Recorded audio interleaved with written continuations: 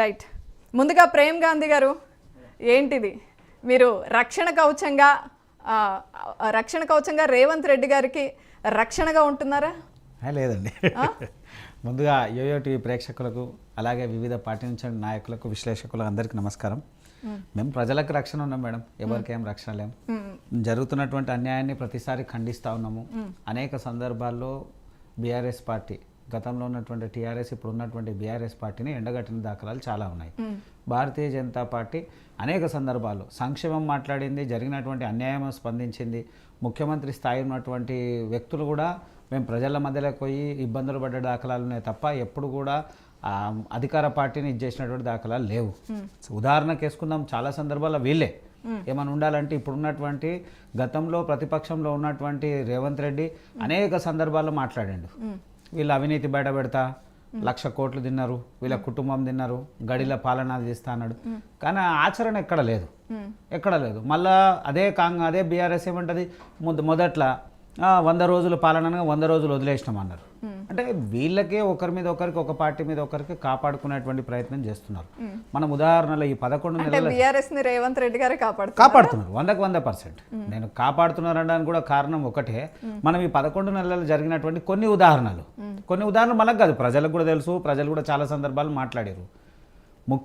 ఇప్పుడున్నటువంటి ముఖ్యమంత్రి స్వయాన ఆయన ఇంట్లోనే ఒక సర్వర్ పెట్టి, ఒక పాయింట్ పెట్టి, వాళ్ళ కుటుంబంలో ఉన్నటువంటి పర్సనల్ వివరాలు కూడా రికార్డ్ చేసి విన్నటువంటి ఫోన్ ట్యాపింగ్ విషయంలో ఎందుకు ప్రభుత్వం కదులుతలేదు అన్నీ మాట్లాడారు. ఎవరిని వదలమన్నారు? నోటీసులకే పరిమితం తప్ప. నోటీసులు కూడా ఎవరికి ఇచ్చారు? అధికారులకి, పోలీసు అధికారులకు లేదా వాళ్ళకి అధికారులకు తప్ప ఎక్కడైనా కేసీఆర్కో, కేటీఆర్కో, హరీష్ రావుకో ఇచ్చిర్రా? ఇయ్యలేదు. ఏమైంది అంటే అధికారుల మీద ప్రయోగం తప్ప వీళ్ళ మీద ఏం లేదు. అంటే ఏ లోపాయికార ఒప్పందం లేకుంటే ఎందుకు అడగరు? ఎందుకు వాళ్ళని ప్రశ్నించరు? వాళ్ళని ఎందుకు చేయరు? అలాగే జన్వాడ ఫామ్ హౌస్ మనం అందరం కూడా అనుకున్నాం. జన్వాడ ఫామ్ హౌస్ ఫస్ట్గా ఎందుకంటే గతంలో ప్రతిపక్షంలో ఉన్నప్పుడు ఇదే రేవంత్ రెడ్డి ఖాళీ డ్రోన్ ఎగ్రేషన్ అని ఆయన మీద కేసు పెట్టారు.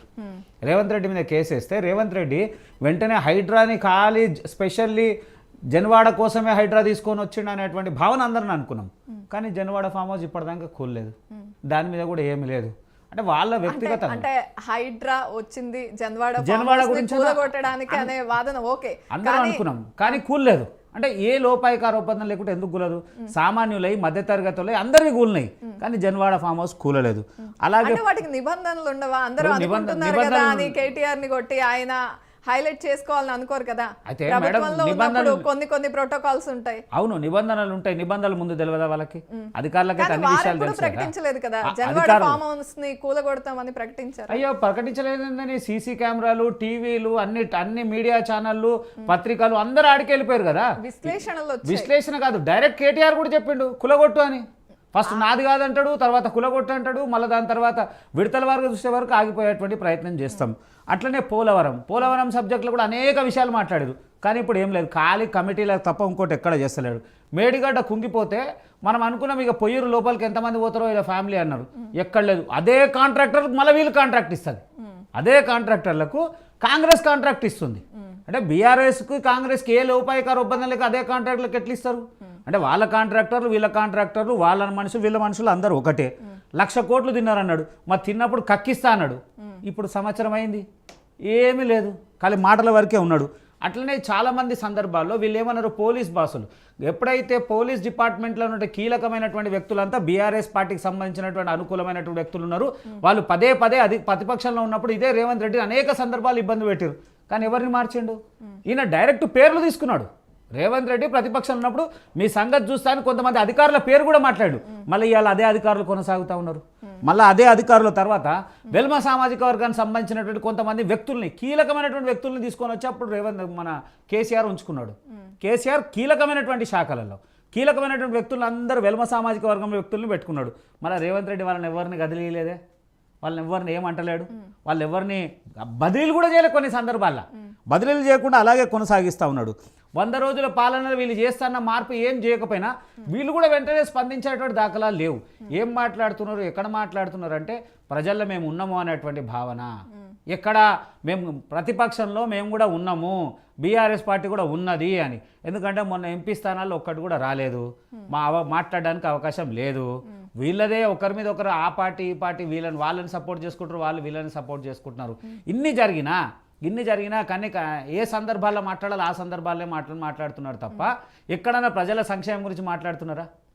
ఒక పార్టీ ఏం మాట్లాడుతున్నారు? అదే ఏదేమైనా సరే నేను నిన్ను కాపాడుకుంటా, నువ్వు నన్ను కాపాడుకో అంటున్నారు తప్ప ఇంకోటి ఎక్కలేదు. కానీ భారతీయ జనతా పార్టీ బండి సంజయ్ స్వయాన్ వస్తే ఆయన బీజేపీ నమ్ముతోంది, బీఆర్ఎస్ కాంగ్రెస్ దోస్తీ ఉంది అని నమ్ముతున్నారు. 100% వీళ్ళిద్దరు దోస్తానే, కాకపోతే బయటకు కనబడకుండా యాక్టింగ్ చేసే ప్రయత్నం చేస్తూ ఉంటారు.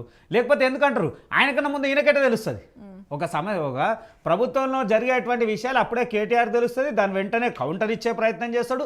దాని వెంటనే ప్రెస్లో మాట్లాడి నేను పోవడానికి సిద్ధంగా ఉన్నా, నేను జైలుకు పోతా, నేను పోయి యోగా చేస్తా, నేను మెడిటేషన్ చేసుకుంటా, మళ్ళీ నేను పాదయాత్ర, ఈయన పాదయాత్ర నాకు ముందే రేవంత్ రెడ్డి మళ్ళీ నేను పాదయాత్ర చేస్తా నూరా అంటే వీళ్ళిద్దరు ఏమి ప్రజల అటెన్షన్ గ్రాప్ చేస్తున్నారు తప్ప వీళ్ళిద్దరు ఒకటే, ఒకరినొకరు కాపాడుకుంటున్నారు. ఎట్లా కాపాడుకుంటున్నారు రాను మనకే తెలుస్తూ ఉంటుంది. ఎందుకంటే సంవత్సరం గడిచింది, ఇప్పటి వరకు వాళ్ళ మీద ఎలాంటి చట్టపరమైన చర్యలు తీసుకున్నాడు దాఖలా లేవు. నిజంగా ఒకవేళ మాట్లాడాలి చేయాలనుకుంటే బయటికి రాకుండా ఉన్నాడు. సాధారణమైన విషయాల్లో లోపలేస్తే ఇప్పటిదాకా బయటికి రాకుండా ఉన్నారు. మళ్ళీ వీళ్ళు ఇన్ని గణం చేసిరని వీళ్ళే చెప్తా ఉన్నారు కదా. ప్రతిపక్షం ఉన్నప్పుడు ఇదే రేవంత్ రెడ్డి 100 సందర్భాలు చెప్పిండు కదా. 100 సందర్భాలు చెప్పినప్పుడు ఇప్పుడు ఎందుకు తీసుకుంటాడు యాక్షన్? అంటే మీరు లోపాయికార ఒప్పందం లేకపోతే యాక్షన్ ఎందుకు తీసుకోరు? ఖచ్చితంగా 101% లోపాయికార ఒప్పందం ఉన్నది, జరుగుతూ ఉన్నది, సైలెంట్గా ఉన్నారు. ఎక్కడ ఏం మాట్లాడాలో అక్కడనే మాట్లాడుతున్నారు. ఇన్ని సందర్భాలు ఇవాళ మాట్లాడినా ఈరోజు కూడా ఒక వరంగల్ సభలో ఆయన మాట్లాడేటప్పుడు కేసీఆర్ అన్న మాటలకి అసలు వేరేళ్ళు అయితే వెంటనే రెస్పాండ్ కావాలి, కానీ అన్నాడు. ఎందుకు రెస్పాండ్ కాడు? ఆయనకు కూడా తెలుసు. గతంలో చాలా సందర్భాల్లో కేసీఆర్ అన్నాడు రేవంత్ రెడ్డిని ఏ టైంలో తీసుకొని రావాలి, ఎట్లా తీసుకురావాలంటే ప్లానింగ్తో ఆయన తీసుకొని వచ్చిండు అన్నప్పుడు చెప్పిండు. తర్వాత వాళ్ళే అన్నారు మా మనుషులే మీ కాంగ్రెస్లో ఉన్నారని ముందు చెప్పింది కేసీఆరే. ఎవరు చెప్పలే కదా, బీజేపీ చెప్పిందా? ఏ రాజకీయ పార్టీ చెప్పలేదు. మా మనుషులే ఉన్నారు అన్నాడు. బీజేపీ ఎప్పుడు ఏమి రివీల్ చేయదు అంటే మేము అనవసరమైనటువంటి దాంట్లో తల దూర్చాం మేడం. ఖచ్చితంగా భారతీయ జనతా పార్టీ సిద్ధాంతాలకు, మా పార్టీ యొక్క సిద్ధాంతాలకు కట్టుబడి ఉంటాము. మేము ఒక్కరు ఉన్నా, సింగిల్గా ఉన్నా, సింహం లెక్క ఉన్నాం తప్ప జారినట్టు దాఖలాలు లేవు. ఇవాళ 8 మంది ఉన్నాము. 8 మందిని ఖచ్చితంగా ప్రజల సంక్షేమం గురించి మాట్లాడుతున్నాము. సందర్భం వచ్చినప్పుడు ప్రజలు ఎక్కడెక్కడ అన్యాయం జరుగుతుందో అక్కడ వ్యతిరేకిస్తూ ఉన్నాం. మొన్నటి కూడా బస్తీ యాత్ర అనుకున్నాము, ప్రతి బస్తీలో నిద్ర అనుకున్నాము. తర్వాత అనేక సందర్భాలు ఈ 11 నెలల విద్యార్థుల గురించి బండి సంజయ్ గారు డైరెక్ట్గా వచ్చారు. ఒక సహాయ మంత్రి ఉండి కూడా పబ్లిక్ దగ్గరకు డైరెక్ట్ వచ్చిన దాఖలాలు ఉన్నాయి. ప్రభుత్వం వ్యతిరేకించింది, దాన్ని చేస్తున్నాం.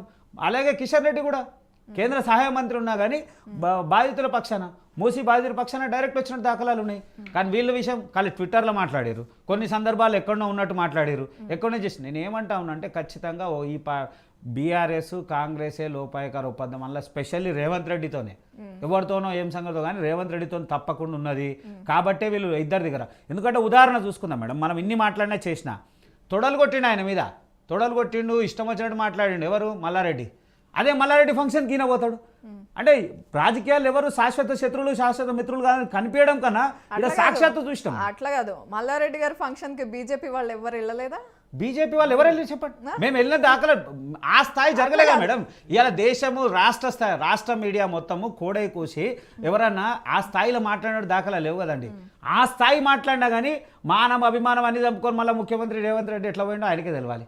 అంటే ఏ లోపాయికార ఒప్పందం లేకుంటే ఎట్లా పోతాడు, ఏం పోతాడు, ఏం జరుగుతుంది? ఖచ్చితంగా 101% ఈ 2 పార్టీలు ఒకరినొకరు కాపాడుకుంటున్నాయి. అవసరం అన్నప్పుడు ఎవరు ఎక్కడ ఏ స్థాయిలో ఎవరిని కాపాడాలనేది వాళ్ళు సిద్ధమే ఉన్నారు. లేకపోతే ఈ పార్టీకి జరగదు కదా. అనేక సందర్భాల్లో జరిగింది, ఇప్పుడు ఎందుకు జరుగుతలేదు? ఖచ్చితంగా వీళ్ళు కాపాడుకుంటున్నారు. రైట్. నాగన్న గారు, మీ పక్కనే కూర్చుని బీజేపీ నుండి ప్రేమ్ గాంధీ